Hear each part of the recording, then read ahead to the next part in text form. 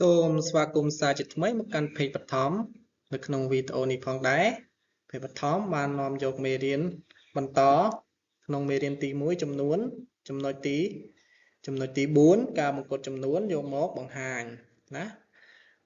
ការបង្កត់ចំនួនកាលណាតែគេនិយាយការបង្កត់គឺចម្លើយគឺប៉ាន់ស្មានណាទាំងអស់គ្នាតោះយើងចូលដល់មេរៀនយើងតែម្ដងក៏ការបង្កត់ចំនួនប្រមាណគឺចំនួន 2,782,200 2,770,150 ត្រឹមខ្ទង់លានណាអញ្ចឹងគោលការណ៍គេហើយនេះមិនគេត្រូវការបង្កត់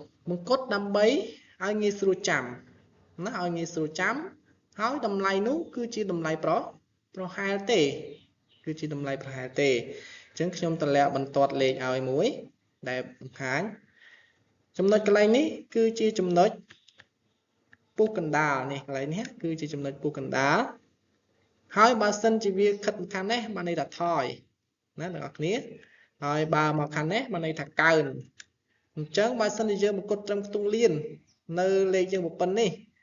អញ្ចឹងវាកើនក៏កើនត្រឹម3លានដែរនេះគឺត្រឹម3លានទេ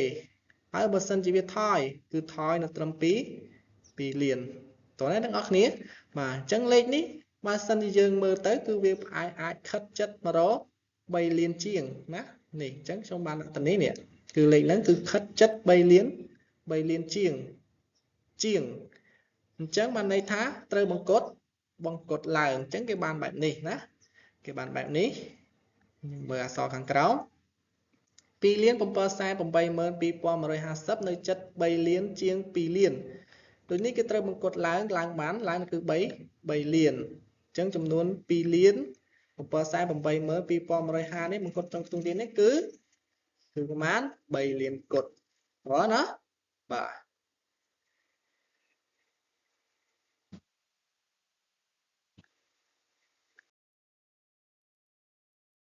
តោះឥឡូវទៅចំណុចបន្តទៀតគឺចំណុចខការបង្កត់ចំនួន 5,623,501 ត្រឹមខ្ទង់សែនវិញម្ដងអញ្ចឹងខ្ញុំបានតម្លាក់បន្ទាត់លេខនឹងដដែលចំណុចកណ្ដាលនេះជាចំណុចកណ្ដាលអញ្ចឹងបើវាខិតខ្ទង់សែនយើងត្រូវមើលខ្ទង់ម៉ឺនអញ្ចឹងបើវាខិតទៅមកខាងនេះបានន័យថាបង្កត់ចុះបើវាខិតទៅរក5លាន%បានន័យថាបង្កត់ឡើងណាអូខេអញ្ចឹងលេខរបស់យើងគឺនៅចន្លោះគឺនៅចិត្ត5លាន6សែនជាងអញ្ចឹងបានន័យថាបង្កត់ចុះហើយណាអញ្ចឹងគេអាចទាញសេចក្តីសន្និដ្ឋានបានថា5,623,501 នៅចិត្ត5លាន6សែនជាង5លាន7សែន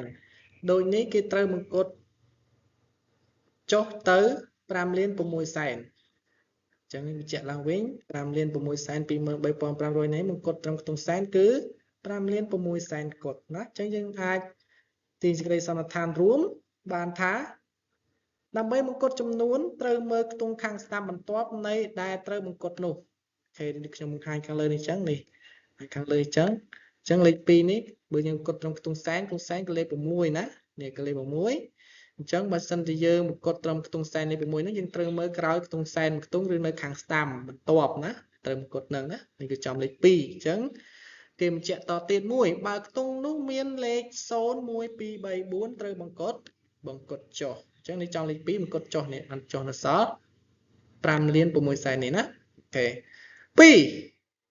បើខ្ទង់នោះមានលេខ5 6 7 8 9ត្រូវបង្កត់ឡើងឧទាហរណ៍ហើយសិនបង្កត់ឡើងមក5លាន%នេះណាអូខេអ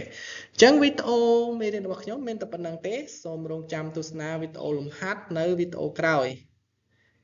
អញ្ចឹងរាល់ពាក្យកំហុសខុសឆ្គងត្រង់ណាសូមខន្តីអភ័យទោសហើយខ្ញុំសូមអរគុណនិងសូមជម្រាបលា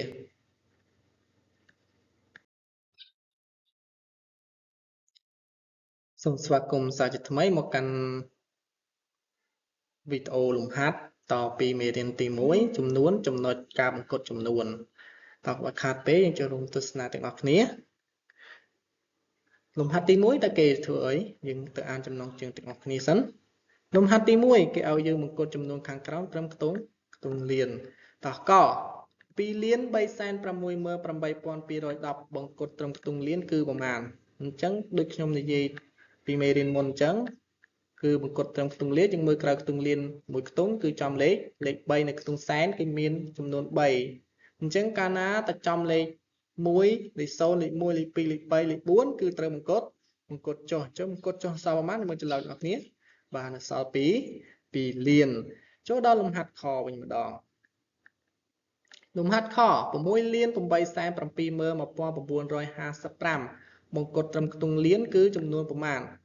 អញ្ចឹងយើងត្រូវមើលដោយគោលការណ៍ដដែលទេយើងត្រូវមើលក្រៅខ្ទង់លានមួយខ្ទង់គឺចំលេខ8លេខ8កាលណាចំលេខកម្មគត់កាលណាចំលេខ5 6 7 8 9គឺត្រូវបង្កើតឡើងអញ្ចឹងឡើងប្រមាណអ្នកគ្នាមើលចម្លើយគឺឡើង7លាន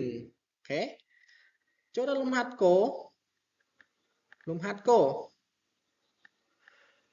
8លាន 593,456 បង្កើតត្រឹមខ្ទង់លានស្អាតបានគេគិតមើលគឺយើងត្រូវមើលក្រោយខ្ទង់លានមួយខ្ទង់គឺចំលេខ5នេះអញ្ចឹងបង្កើតឡើងណាគឺឡើងចំនួន9លានតោះចូលដល់លំហាត់ទី2លំហាត់ទី2គេឲ្យយើងបង្កើតចំនួនត្រឹមខ្ទង់លានចំនួនណានេះគេជាអក្សរយើងថាប្រជាជនកម្ពុជា13លាន 395,682 បង្កើតត្រឹមខ្ទង់លានតើប្រមាណប្រហែលហ្នឹងគេអត់សញ្ញាស្មើគេប្រើពាក្យស្មើគេពាក្យប្រហែលអញ្ចឹងយើងមើលចម្លើយរបស់គ្នាគឺស្មើនឹង13គឺប្រហែលនឹង13លានចូលដល់លំហាត់ទី3នេះបង្កើតចំនួនត្រឹមខ្ទង់ម៉ឺនម្ដងណាតោះគេដាក់ជាប្រធានយើងផ្ទៃកាឡាប្រទេសកម្ពុជា 181,035 គីឡូម៉ែត្រនេះបង្កើតត្រឹមខ្ទង់ម៉ឺនគឺប្រមាណអញ្ចឹងយើងដឹងហើយយើងត្រូវមើលក្រោយខ្ទង់ម៉ឺនណាគឺលេខ1នៅខ្ទង់ពាន់គឺបង្កើតចុះគឺចុះនៅសល់180,000គត់ណាអូខេ